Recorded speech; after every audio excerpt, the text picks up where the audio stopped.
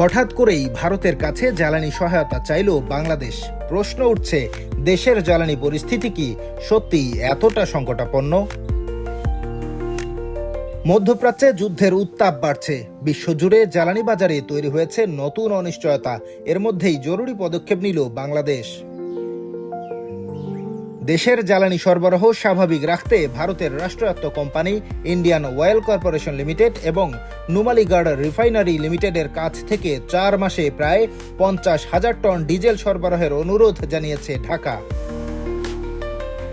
সরকারি সূত্র বলছে, দেশের জ্বালানি মজুদ স্বাভাবিক রাখতে এবং সরবরাহে কোনো ঘাটতি না রাখতে এই উদ্যোগ নেওয়া হয়েছে।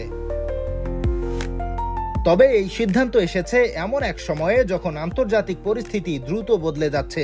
বিশেষ করে ইরান ও যুক্তরাষ্ট্রের সংঘাত বিশ্ব জ্বালানি বাজারে নতুন চাপ তৈরি করেছে। অন্যদিকে সাম্প্রতিক রাজনৈতিক টানাপোড়েনেও আলোচনায় ছিল বাংলাদেশ ও ভারতের সম্পর্ক। বিশেষ করে শেখ হাসিনা ভারতে আশ্রয় নেয়ার পর ঢাকার রাজপথে ভারত বিরোধী বিক্ষোভও দেখা যায়।